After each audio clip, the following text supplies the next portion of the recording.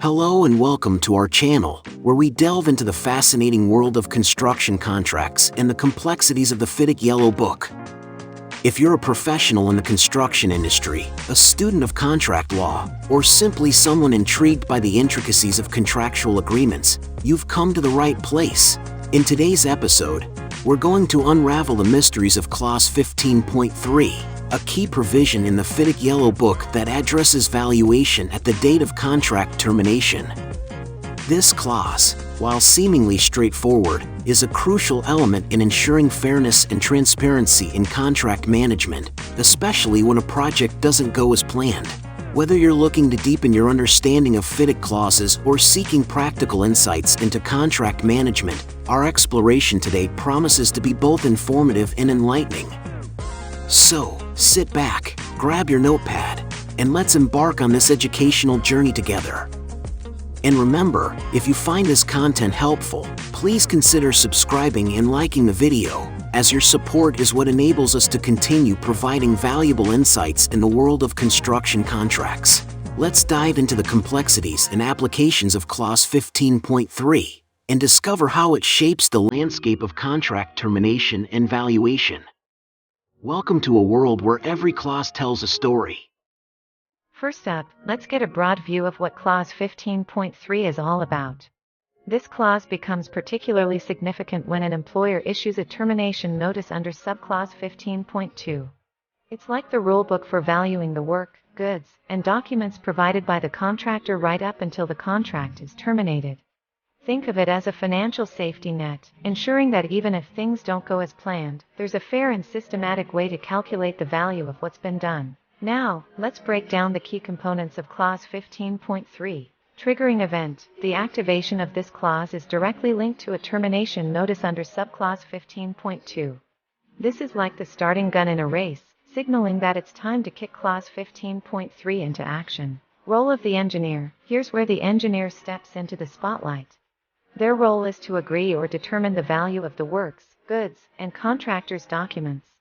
Imagine the engineer as the referee, making sure everything is valued fairly and squarely. Reference to subclause 3.5, determinations. The engineer isn't working in a vacuum.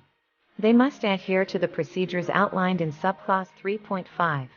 This is like the rulebook the engineer follows to ensure every determination is fair and aligns with the contract. Scope of valuation. The scope of what's being valued isn't just limited to the physical works or goods. It also includes the contractor's documents and any other sums due for work executed as per the contract. This is a comprehensive look at what's been done, ensuring that every aspect of the work is fairly valued. In summary, Clause 15.3 is like a balancing scale, ensuring that even if a contract ends prematurely, the valuation of work and materials is handled fairly and according to the rules laid out in the contract. Process flow. In this segment, we'll explore the process flow of Clause 15.3 in the FIDIC Yellow Book 1999, detailing each step involved in ensuring fair valuation after a contract termination. Understanding this process is crucial for both contractors and employers to appreciate the structured approach FIDIC provides for handling such critical situations. Notice of termination. Everything starts with a termination notice under subclause 15.2. This is the trigger point that sets the entire Clause 15.3 process in motion. It's the official step that says, and quote, "Hey, things are changing, and we need to start the valuation process." End quote. Engineer's action. Once the termination takes effect, it's the engineer's turn to step up. They need to begin the valuation process as soon as it's practically possible. Think of this as the engineer putting on their detective hat, ready to investigate and assess the value of the work done. Consultation and determination. This is a two-step dance. First, the engineer tries to reach an agreement by consulting with each party involved. It's like a negotiation table where everyone's perspective is considered. If they can't reach a mutual has the responsibility to make a fair determination. This determination isn't just a random decision, it's based on careful consideration of all relevant factors. Notification. The last step in the process is all about communication. The engineer notifies both parties of the agreement or the determination they've made, providing the necessary supporting details. This step is crucial because it ensures transparency and clarity about the decision reached. Applicability. When this clause swings into action immediately after a termination notice under subclause 15.2 is effective. It's like a ready response to ensure that the valuation process begins without unnecessary delay. How? The engineer's role in this process is not just about speed but also about fairness and thoroughness. They must act promptly, yes, but also fairly, taking into account all relevant circumstances in the valuation. This approach ensures that the valuation is not just quick but also just and reflective of the actual work and costs involved. By understanding this process flow, stakeholders in a construction project can better prepare for and navigate the complexities that arise when a contract termination occurs under the FIDIC Yellow Book regime. Remember, knowledge of these procedures not only helps in ensuring compliance but also in fostering a sense of fairness and objectivity in what can often be a challenging situation. Diverse interpretations of Clause 15.3. Valuation at date of termination. The FIDIC Yellow Book's Clause 15.3 is a multifaceted provision that plays a critical role in construction contracts. Its interpretations and implications are diverse, affecting various stakeholders in different ways. In this segment, we will unpack these layers to provide a comprehensive understanding of this clause. Purpose of Clause 15.3. Primary goal. The foremost aim of Clause 15.3 is to set up a fair and transparent method for valuing the work, goods and documents provided by the contractor up until the contract is terminated. This goal is like the backbone of the clause, ensuring that the valuation process is clear and just. Protection of interests. It's also about safeguarding the contractor's interests. The clause ensures that the contractor is compensated for their contributions, regardless of the contract's premature termination. This aspect of the clause acts like a safety net for the contractor. Implications of Clause 15.3. For the contractor, it offers a layer of security and the assurance of fair compensation. Contractors can rest assured that their work and investment won't be overlooked, even in termination scenarios. For the employer, the clause imposes an obligation on the employer to fairly assess and compensate for the work done. It's not just a guideline but a duty that the employer must fulfill. Legal implications. By setting a standard procedure, Clause 15.3 reduces the likelihood of disputes over valuation. This clarity can be a crucial factor in legal settings, providing a foundation for resolving disagreements. Primary aspects of Clause 15.3. Role of the engineer. The engineer is pivotal in this process, acting as a neutral party to assess and determine the value of the contractor's work and materials. This role is akin to that of an impartial judge. Consultation process. The clause encourages negotiation and agreement between the parties. However, if a consensus is not reached, the engineer steps in to make a determination. This process promotes dialogue but also ensures progress if a stalemate occurs. Scope of valuation. The valuation isn't limited. It encompasses all works, goods, and documents related to the contract up to the termination date, providing a comprehensive view of what needs to be valued. Uses of Clause 15.3. In termination scenarios. The clause is particularly relevant when the employer terminates the contract. It ensures that the contractor is fairly compensated, preventing financial loss due to sudden contract cessation. As a reference for dispute resolution, its clear framework for valuation can serve as a reference point in arbitration or legal proceedings, aiding in the resolution of disputes. In financial planning, the clause also assists both parties in understanding potential financial outcomes in the event of contract termination, aiding in better financial planning and risk management. Understanding the diverse interpretations and implications of Clause 15.3 is essential for all parties involved in a construction contract under the FIDIC Yellow Book.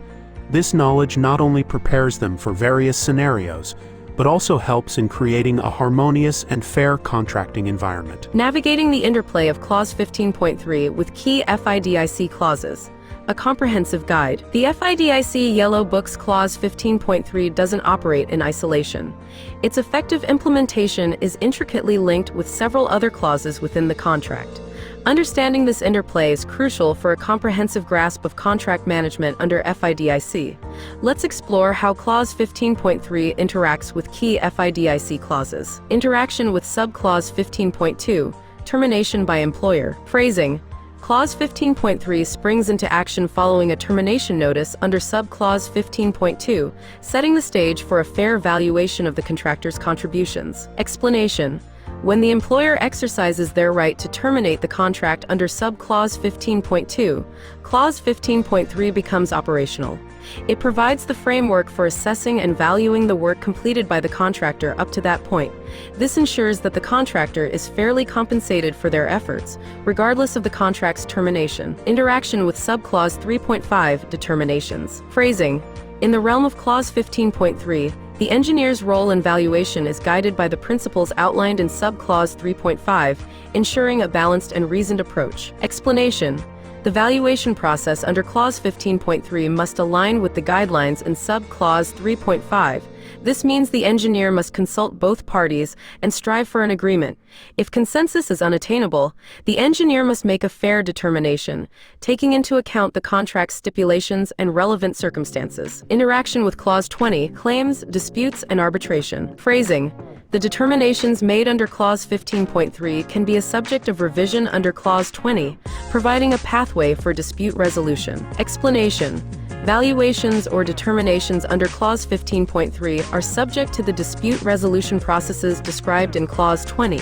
This provides a formal channel for addressing disagreements over the engineer's valuation, ensuring that both parties have an avenue for recourse if they disagree with the outcome. Interaction with Subclause 2.5 employer's claims. Phrasing: Clause 15.3 FIDIC valuation process may intersect with Subclause 2.5, particularly when the employer's claims involve financial aspects relevant to the termination. Explanation: if the employer has financial claims under Subclause 2.5 at the time of termination, these claims might influence the valuation process under Clause 15.3. The engineer must consider these factors while assessing the value of the contractor's work, ensuring a comprehensive and fair valuation. Interaction with Clause 16.3, cessation of work and removal of contractor's equipment. Phrasing: upon activation of Clause 15.3, the contractor's obligations and actions are further defined by Clause 16.3, detailing the steps post-termination. Explanation: Clause 15.3 FIDIC activation due to contract termination leads to the enactment of Clause 16.3. This clause outlines the contractor's post-termination responsibilities, like stopping work and removing equipment. The valuation under Clause 15.3 may affect the nature and scope of these actions, linking financial outcomes with operational steps. The interplay of Clause 15.3 with these key FIDIC clauses illustrates the complexity and interconnectedness of contractual provisions in construction contracts.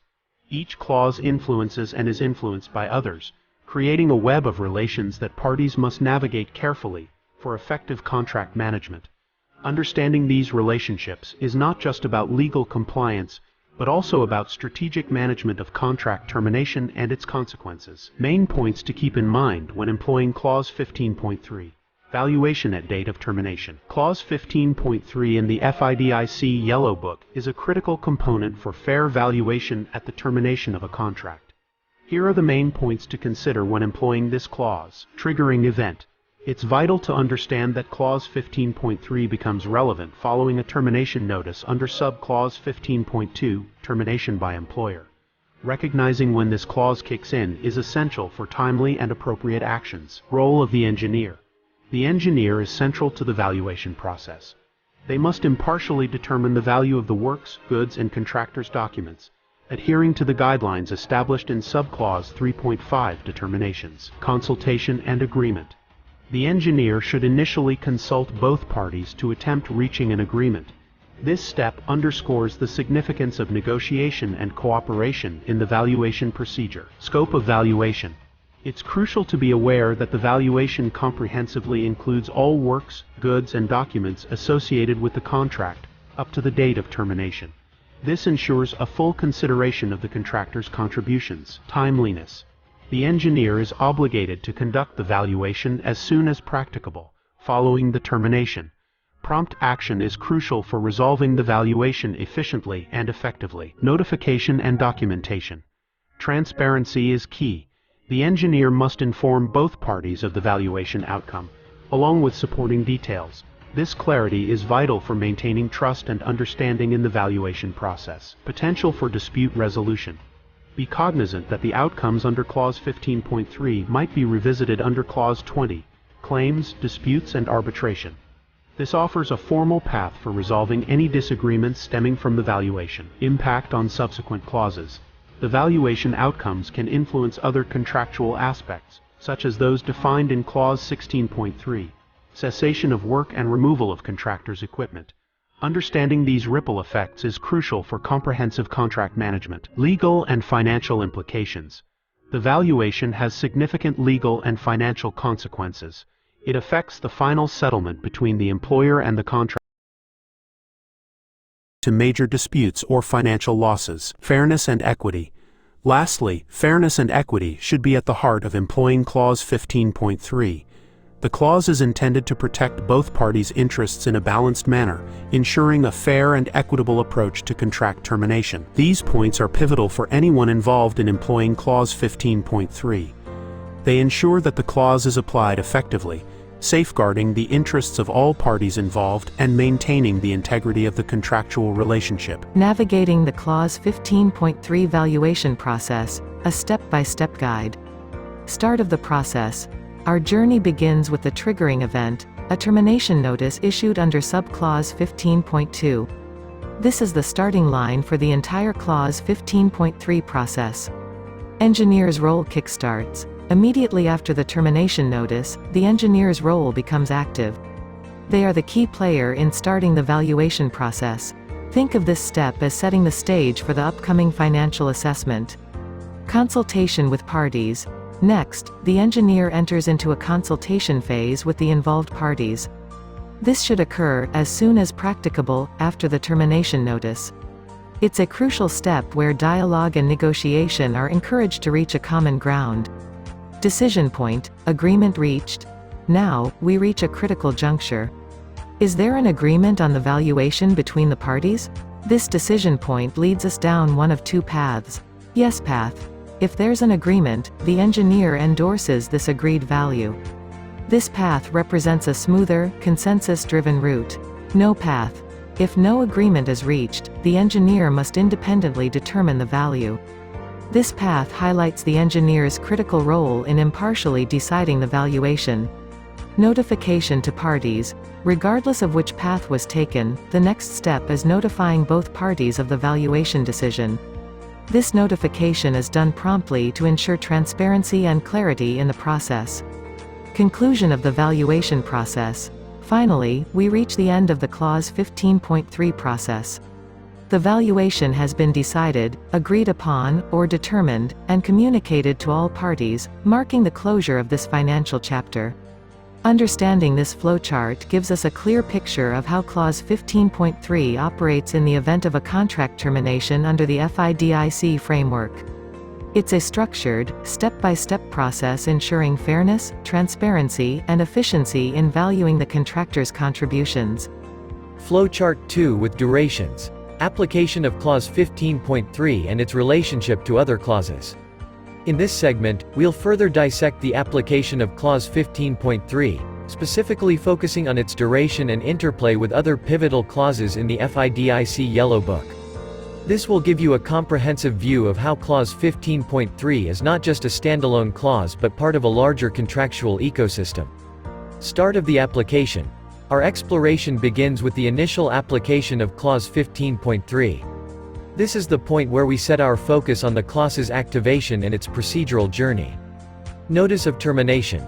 The trigger here is the notice of termination under Subclause 15.2.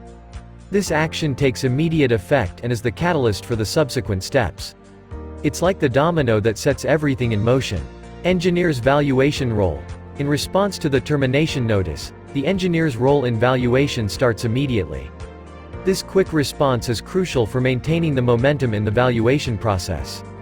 Consultation process. Following the guidelines of Subclause 3.5, the engineer enters the consultation phase as soon as practicable. This step is about opening the floor for discussions, aiming to reach a mutual agreement on the valuation. Decision point. Agreement reached. Here's where we arrive at a critical decision point. Is there an agreement on the valuation? Yes path. If an agreement is reached, the process moves forward with this agreed valuation. This path symbolizes a successful negotiation outcome. No path. In the absence of an agreement, the engineer takes the reins and makes a determination. This is where the engineer's judgment and impartiality are pivotal. Interaction with Clause 20. Regardless of the path taken, the next immediate step is to consider the potential interaction with Clause 20, which deals with dispute resolution. This shows the readiness to address any disagreements or disputes arising from the valuation process. Impact on Clause 16.3. The outcomes of Clause 15.3 also have repercussions on Clause 16.3, affecting the contractor's actions post-termination. This illustrates the interconnected nature of the clauses within the FIDIC framework. End of the application. Finally, we reach the conclusion of the Clause 15.3 application. By this point, the valuation has been determined, communicated, and integrated with the broader contractual obligations and rights. Through this flowchart, we gain a clearer understanding of the chronological sequence and relationships within the FIDIC Yellow Book, particularly surrounding Clause 15.3. It's a testament to the structured and interconnected approach of FIDIC in handling contract terminations and their implications. As we wrap up today's exploration of Clause 15.3 and its intricate connections within the FIDIC Yellow Book, I want to take a moment to reflect on the journey we've embarked on together. Your engagement and curiosity are what fuel this channel, enabling us to dive deep into such educational and vital topics in the world of construction contracts. If you found today's content insightful and it helped clarify the complexities of Clause 15.3, I have a small but significant request. Your support is the key to unlocking more comprehensive and educational content like this. So, if you're as passionate about understanding the nuances of FIDIC and construction contracts as I am, I encourage you to hit that like button and subscribe to the channel. Your likes and subscriptions are more than just numbers. They're a signal to me and our community that you value this kind of content, and they motivate me to keep producing informative and engaging videos. So, if you want to see more content that demystifies contractual clauses and aids in your professional growth, please show your support. Also, don't hesitate to share your thoughts and questions in the comments below. Your interactions not only enrich our discussions but also help tailor future content to your interests and needs. Thank you for being a part of this journey. Together, let's continue to learn, grow, and navigate the complex world of FIDIC contracts. Stay tuned for more, and remember, every like, subscription, and comment brings us closer to our next educational adventure.